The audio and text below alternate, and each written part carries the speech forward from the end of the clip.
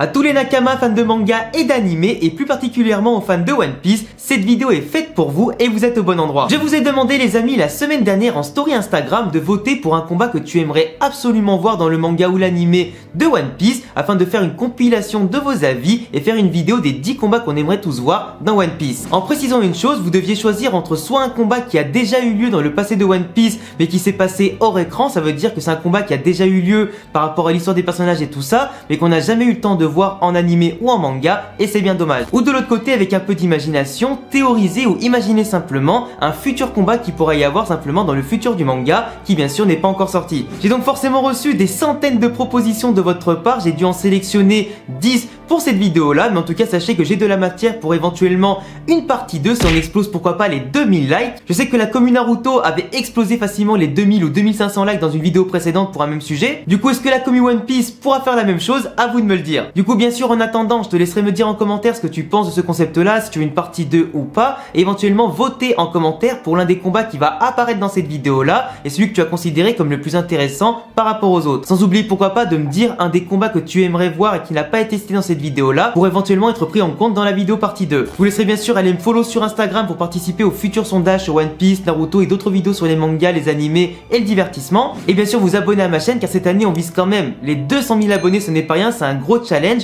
Donc forcément si tu veux devenir un nouveau Nakama, monte avec moi dans l'équipage, on a des défis à relever. Surtout qu'il y a des belles vidéos One Piece qui vont arriver dans l'année, du coup ce serait quand même con de rater ça si t'es pas abonné et que tu coches pas la cloche. On est parti maintenant les amis pour 10 combats que vous avez choisis et qu'on aimerait tous voir dans One Piece.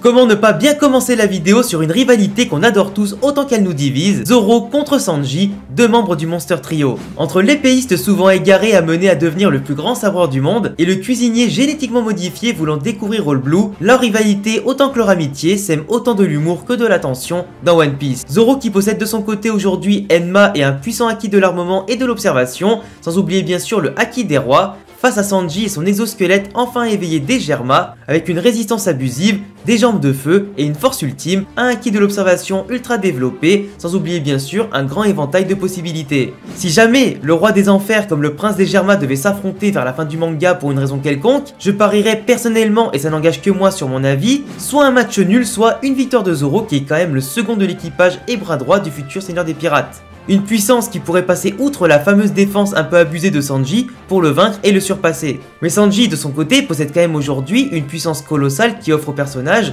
la gloire qu'il mérite. Du coup ne vous inquiétez pas, le FC Sanji dans les commentaires, Sanji possède quand même du répondant pour affirmer son statut dans le Monster Trio et ne serait pas en reste face à la puissance de Zoro ou d'autres personnages. Aujourd'hui dans Onigashima et en comparant bien sûr les deux forces en présence et leurs capacités actuelles et leur futur potentiel à développer, c'est quand même extrêmement dur de faire un pronostic exact sur la victoire de leur combat.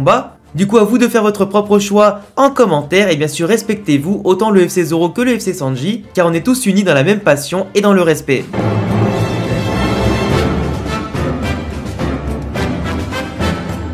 Une autre rivalité qui pourrait être intéressante pour laquelle vous avez beaucoup voté sur Instagram, Luffy contre Kobe. Les deux amis rencontrés dès le début du manga pourraient bien sûr s'affronter ou s'allier à la fin de One Piece. Pendant que Luffy navigue en mer tranquillement pour former un équipage et surtout pour chercher le One Piece, Kobe va s'entraîner dur pour grimper les échelons de la marine au point de devenir aujourd'hui un capitaine sous la tutelle de Garp en personne qui l'a bien sûr beaucoup entraîné de manière intensive, lui apportant au passage une progression et ascension fulgurante. Kobe ne pourra sûrement à mon avis aujourd'hui pas rivaliser de suite avec un Luffy qui est capable en ce moment de vaincre ou pourquoi pas au moins égaler un Yonko, comme on le voit notamment face à Big Mom ou Kaido, mais si Luffy représente bien sûr l'avenir de la piraterie pour les prochaines années, Kobe de son côté est l'avenir de la marine. A l'instar d'une rivalité piraterie contre marine et d'un duel comme par exemple celui qu'il y avait à l'époque entre Roger et Garp, cela pourrait être hyper intéressant suivant les futures capacités que Kobe pourra éveiller avec ou sans fruit du démon, les 6 pouvoirs aussi qu'il maîtrise et son acquis, comparé aussi bien sûr au futur potentiel de Luffy qui sera son prime, cela pourrait donner des duels hyper intéressants, avec une amitié qui pourrait bien sûr s'entretenir dans la rivalité et le respect pendant plusieurs décennies. Alors est-ce que Luffy et Kobe vont s'affronter ou s'allier, pourquoi pas contre Barbe Noire à la fin du manga? À vous de me le dire en commentaire.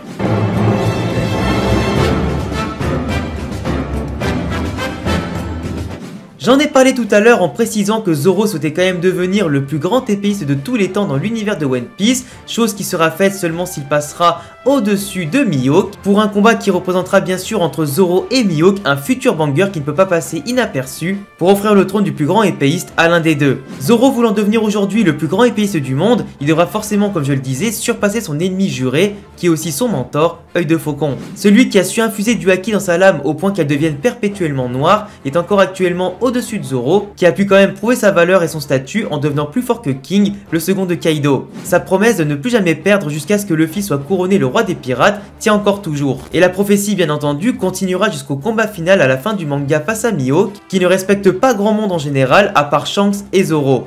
Deux hommes dont les valeurs se rapprochent et au-delà du titre de numéro 1 des épéistes, leur honneur et leur ego va les pousser jusqu'au bout dans un combat titanesque qui, j'en suis sûr, nous tiendra en haleine durant de nombreux chapitres et épisodes vers la fin de One Piece. Avec, comme vous le savez tous probablement, avec normalement comme tout est prévu et prophétisé, Zoro l'emportera à la fin.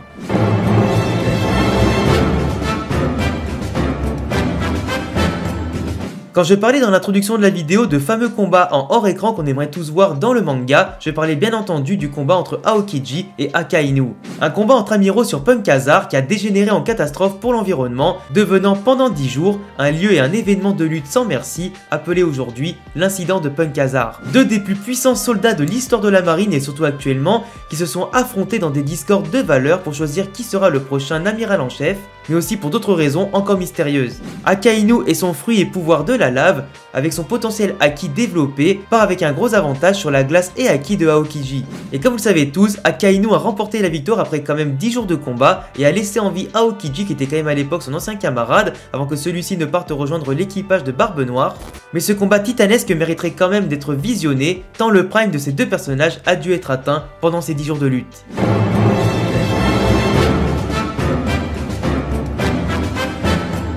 Un autre duel que nous aimerions tous voir et qui a déjà eu lieu dans le passé en hors-screen et qui est sûrement amené à se reproduire dans le futur, Shanks vs Barbe Noire. Le fameux Shanks le Roux dont la cicatrice brûle encore aujourd'hui se méfie en permanence des agissements de Barbe Noire au point d'en avertir de lui-même le Gorosei du gouvernement mondial. Shanks, pourtant un ancien membre de l'équipage de Gold Roger, est devenu le plus jeune Yonko de l'histoire, a failli y laisser un œil contre un Marshal dit Teach qui n'avait à l'époque pas encore de fruit du démon si je dis pas de bêtises. Barbe Noire qui n'a d'ailleurs pas encore livré tous ses secrets sur son identité, sa véritable origine, ce qu'il est réellement et au-delà bien sûr de ses pouvoirs encore mystérieux, tout comme ses véritables intentions. Aujourd'hui, même si on ne connaît pas la véritable force de l'un tout comme l'autre ou du moins le prime de l'un et de l'autre, je pense que Barbe Noire et ses deux fruits du démon gagneraient pour l'instant et il sera amené potentiellement à tuer Shanks devant Luffy avant leur affrontement final pour le One Piece. Ou alors Shanks décidera de se sacrifier pour Luffy après un grand combat. Si Shanks avait encore son deuxième bras, il ne le perdrait sûrement pas, mais je pense qu'actuellement Oda réserve une grosse surprise aux fans sur les pouvoirs de Shanks, tout comme ceux de Teach. Du coup, patience avant pourquoi pas un affrontement qui s'avérerait légendaire.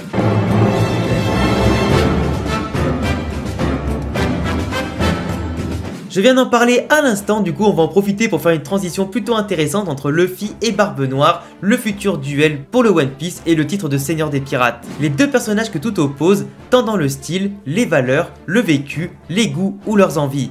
Deux personnages qui vont s'affronter dans une dualité symbolique dans le manga, amenant les deux porteurs du Di à enfin comprendre sa véritable signification durant leur combat. Teach, ayant connu davantage d'époque et ayant plus d'expérience, se moque de Luffy pour sa folle jeunesse et son statut de Yonko qu'il trouve trop précipité pour lui. Mais Luffy de son côté, possiblement la réincarnation de Joy Boy, et celui dont la légende n'attend que le retour, incarne justement tout ce que Teach déteste, et jalouse en même temps. Celui capable de rassembler le monde à sa cause n'a qu'une seule envie aujourd'hui, vaincre celui qui a provoqué la mort de son frère en le capturant vivant et devenir le véritable roi, devant éliminer la concurrence au passage. A l'heure actuelle, Barbe Noire remporterait sans problème je pense la victoire contre un Luffy encore en rodage face au Yonko. Mais à la fin du manga, on sait forcément tous que c'est Luffy qui vaincra l'antagoniste principal, qui s'oppose parfaitement à ses convictions et sa vision du monde.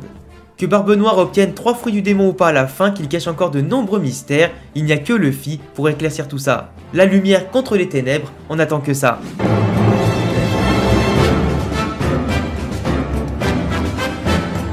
Vous avez choisi de parler d'un combat titanesque entre l'homme le plus fort du monde contre la créature la plus forte du monde, Barbe Blanche contre Kaido. Un combat qui a pu exister par le passé dans la jeunesse ou âge mûr en tout cas de ces deux titans. Il est vrai que nous n'avons jamais connu Barbe Blanche à son prime, juste par flashback où il pouvait notamment détruire des Oden, des Ace et pourquoi pas aussi tenir tête à Roger. Un homme respecté par la marine et qui quand même à Marineford, en étant quasiment mort de maladie et assailli de blessures, a réussi à quasiment tout détruire et ne pas perdre un seul combat contre les amiraux tels qu'Akainu. À son prime, à mon avis, il aurait terminé l'arc de Marineford sans forcer et sans débat possible. Quant à lui, Kaido nous montre toute sa puissance colossale à Onigashima, entre son haki, ses différentes formes de son fruit du démon et sa puissance et résistance infinie, rien ne semble l'arrêter. Totalement inépuisable, imprévisible et invincible, seul un Barbe Blanche à son prime pourrait pourquoi pas le vaincre ou encore à l'époque Goldie Roger et pourquoi pas Garp. Si on se fie simplement aux primes des pirates et au statut des différents personnages, Barbe Blanche Prime pourrait pourquoi pas gagner contre Kaido Prime, mais sur la durée, avec un Kaido qui est quand même beaucoup moins fragilisé qu'un Barbe Blanche,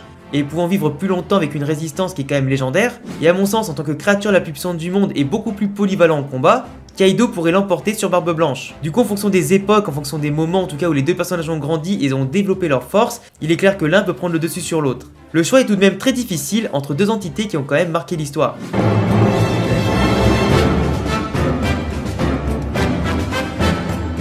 Dans la même idée, vous avez opposé Roger à son prime et Barbe Blanche à son prime. Alors là par contre ça va aller très vite pour ce combat, je pense clairement que Roger est au-dessus du lot pour ne pas usurper bien sûr son statut, et sachant qu'il s'amuse beaucoup en se battant avec Barbe Blanche. Quand ils se croisaient durant leurs aventures, ils ne se battaient pas à fond, mais je pense quand même que Roger, en démantelant les Rocks dans le passé, avait déjà l'ascendance sur des Barbes Blanches, Kaido ou encore Big Mom. Le haki étant maîtrisé sous toutes ses formes et à leur max par tous ces monstres là, les capacités individuelles de chacun font bien sûr la différence et Goldie Roger, porté par la volonté du Di, ayant conquis bien sûr toutes les mers du monde par sa seule force, était le plus fort de tous.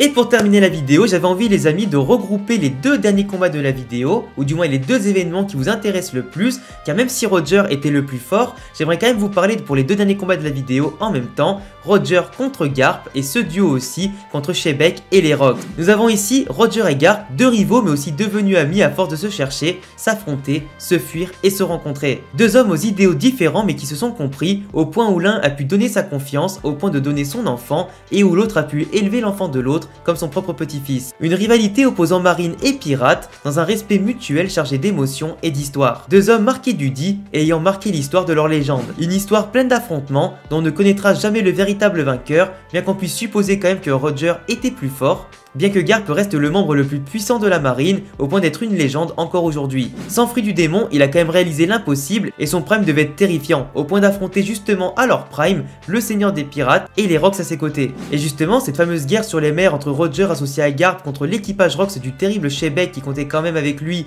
Shiki, Big Mom, Barbe Blanche, Kaido, Capitaine John, etc. on ne l'a jamais vu. Et pourtant, on rêve tous en tant que fans de One Piece de voir ce combat totalement animé ou pourquoi pas ce combat totalement dessiné dans les moindres détails. Shebeck, qui contrôlait à l'époque un équipage totalement titanesque fait de monstres incontrôlables, devait quand même avoir un niveau lui aussi tout à fait colossal et largement au niveau de Roger.